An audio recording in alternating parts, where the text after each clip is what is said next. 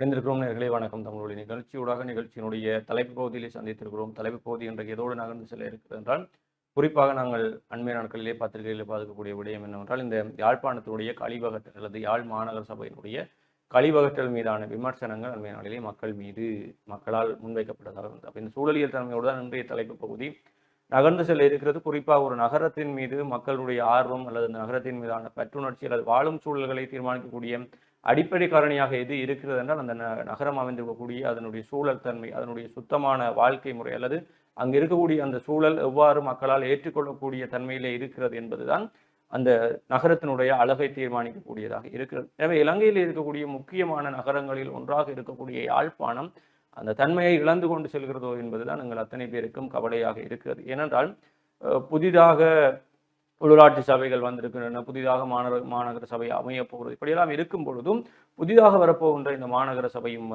பழைய பல்லவிகளையே பாடிவிட்டு செல்லக்கூடாது என்பதில் நாங்கள் மிக கவனமாக இருக்கிறோம். ஏனென்றால் நீண்ட காலமாகவே இந்த கழிவகற்றல் தொடர்பாக மிகப்பெரிய விமர்சனங்கள் முன்வைக்கப்பட்டு கொண்டே வருகிறது. குறிப்பாக வீதிகளிலே தேங்கி கிடக்கக்கூடிய கழிவுகள், அது எங்களுடைய மக்களுடைய பொறுப்பற்ற செயலாக கூட இருக்கலாம். வீதிகளிலே இந்த கழிவுகளை எறிந்து விட்டு செல்வது, அதை தாண்டி இந்த போன முறை இந்த வெள்ளப்பெருக்கு வரும் பொழுது அல்லது வெள்ள நீர் அதிகரிக்கும் பொழுதும் இந்த வடிகால் அமைப்பு முறை, இந்த சட்டவிரோதமாக வடிகால்களை மூடி அமைக்கப்பட்ட கட்டிடங்கள் என்று பெரும் குற்றங்கள் அல்லது பெரும் விமர்சனங்கள் எல்லாம் மாநகர சபை மீது முன்வைக்கப்பட்டது. எனவே புதிதாக அமைய போகின்ற மாநகர சபை முதல்வர் தலைவரான குழு இந்த விடயங்களிலே மிக கவனமாக இருந்து கொள்ளுங்கள். எனவே எங்களுடைய சூழல், எங்களுடைய பிரதேசத்தை மிக அழகாக பாதுகாக்க வேண்டிய தேவை எங்களுக்கு இருக்கிறது. இயற்கை எனது நண்பன் என்று ஒரு கொள்கையிலே வாழ்ந்த இனத்தை சேர்ந்தவர்கள் நாங்கள். எனவே எங்களுடைய இயற்கை சூழலை மிகப்பெரிய அளவிலே பாதுகாத்து அடுத்த சந்ததிக்கு கொடுக்க வேண்டிய மிகப்பெரிய தேவையும் இருக்கிறது. இந்த பூமி, இந்த சூழல் நாங்கள் வாழ்ந்துவிட்டு நாங்கள் பிறந்து நாங்கள் வளர்ந்து நாங்கள் செத்து போவதற்கான சூழல் அல்ல. இது அடுத்த சந்ததிக்கு நாங்கள் கொடுக்க வேண்டிய சூழலாகவே இருக்கிறது. எவ்வாறு ஒரு குடும்பத்தில் எங்களுடைய அடுத்த தலைமுறைக்கு சொத்துக்கள் சுகங்களை சேர்த்து வைக்கிறோமோ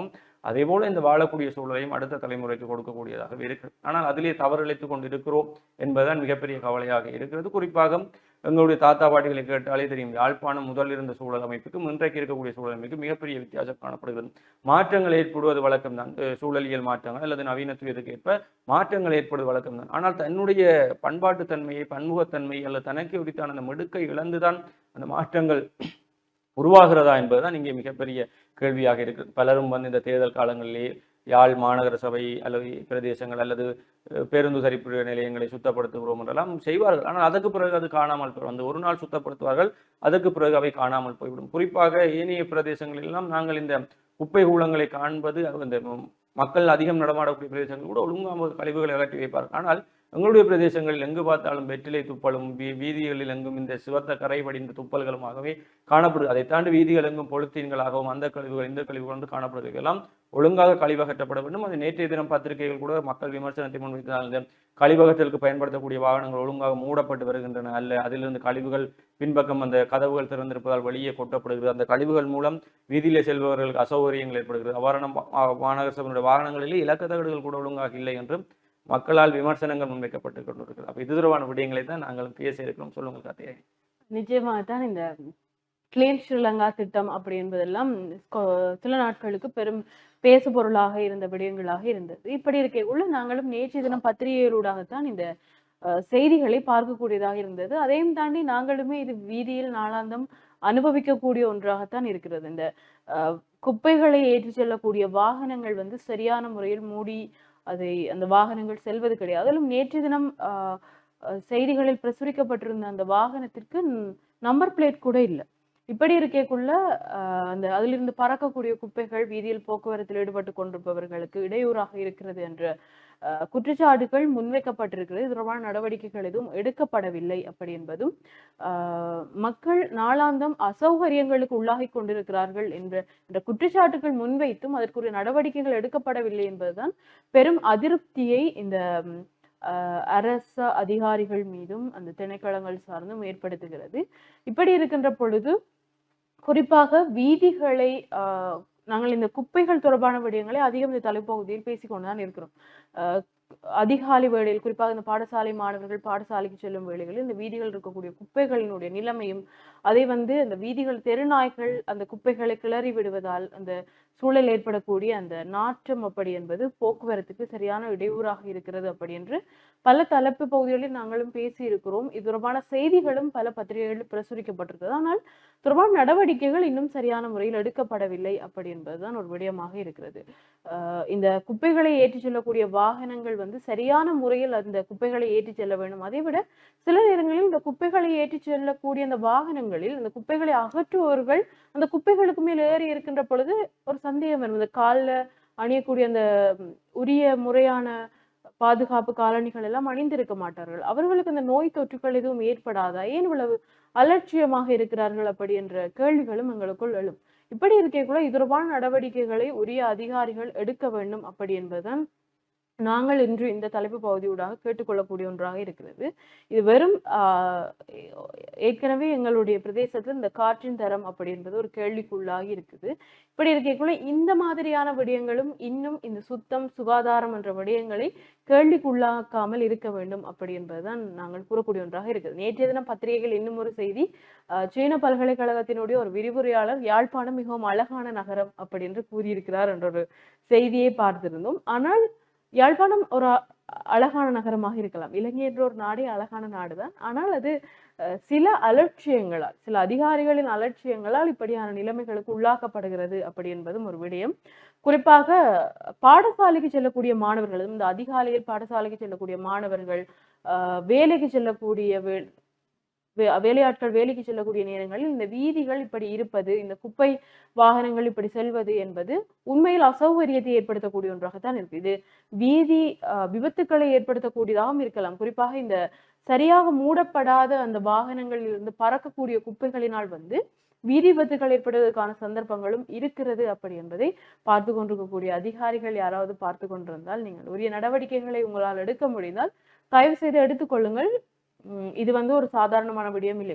குறிப்பாக இந்த கிளீன் ஸ்ரீலங்கா அப்படி என்ற வர்த்தகமானி வந்து அது வந்தது அப்படியே எங்கே போயிட்டு இது காணவில்லை அப்படின்ற மாதிரி தான் இருக்குது. இந்த ஒரு படத்துல வடிவேல் சொல்ற மாதிரி இங்க இருந்த கிணற காணியில் என்று சொல்ற மாதிரி நாங்களும் இந்த கிளீன் ஸ்ரீலங்கான்ற திட்டம் இப்ப இங்க அதை காணவே இல்லை.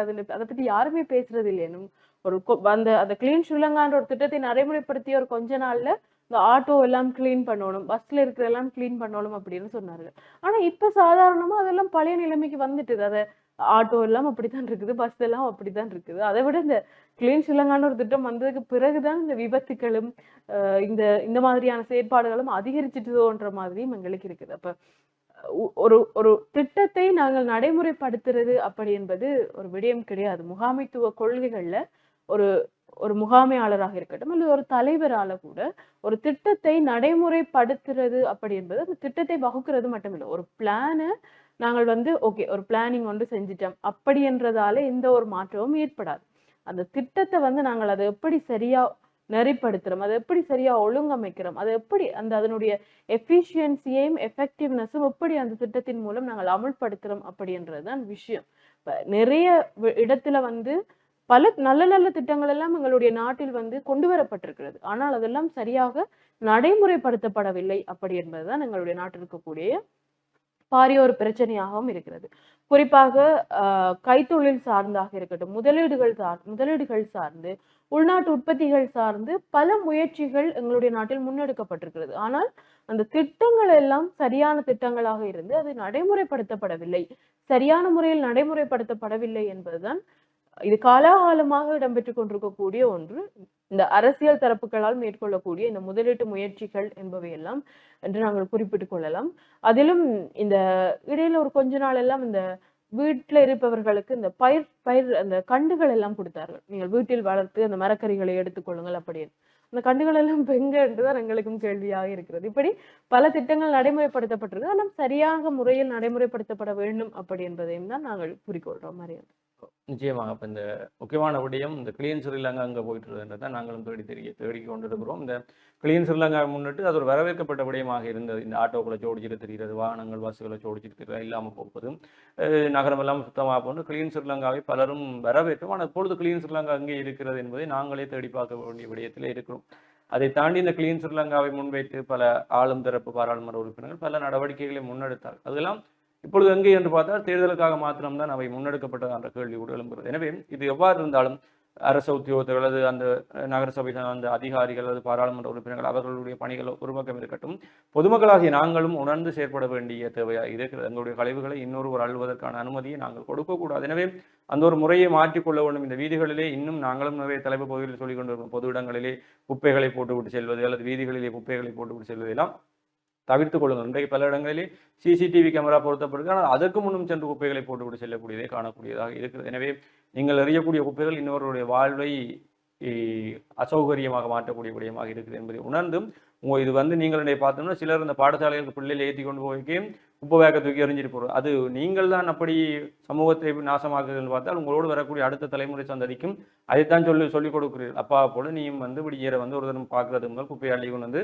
ரோட்ரா போட்டிருப்போம், எல்லாத்தையும் வீட்டுக்கு முன்னால் போட்டிருப்போன்ற விடயங்களை நீங்களே உங்களுடைய பிள்ளைகளுக்கு கற்றுக் கொடுக்கக்கூடிய விடயமாக இருக்கிறது. எனவே அடுத்த தலைமுறையாச்சும் சமூகம் சூழலியல் சார்ந்த எண்ணத்தோடு வளர வேண்டும் என்பதை நாங்களும் கூறக்கூடியதாக இருக்கிறது. எனவே உலகிலேயே கலாச்சாரம் பண்பாடு என்று தன்னை அழகாக்கி வீரம் என்று அழகாக்கி வைத்திருக்கக்கூடிய தமிழன் தன்னுடைய சூழலையும் நேசிப்பவனாக இருக்க வேண்டும். அதற்கு எங்களை வழிப்படுத்திய தலைவர்கள் மிகச்சிறந்த உதாரணமாக இருக்கிறார். எனவே யாழ்ப்பாணம் இனி புதிய ஆட்சியில் அல்லது புதிய மாநகர சபையினுடைய ஆட்சியிலாவது யாழ்ப்பாணம் ஒரு அழகான நகரமாக மிளிரட்டும் என்பதை நாங்களும் இந்த நிகழ்ச்சியூடாக கற்றுக்கொண்டும் உங்களிடமிருந்து விடைபெற்று செல்ல போகிறோம். மற்றும் ஒரு நிகழ்ச்சியில் உங்களை சந்திக்கும் வரை உங்களிடமிருந்து விடைபெற்று செல்லும் நான் என்று உங்கள் அன்பின் கரிகரன் மற்றும் ஹார்த்தியாயினி. நன்றி. நன்றி.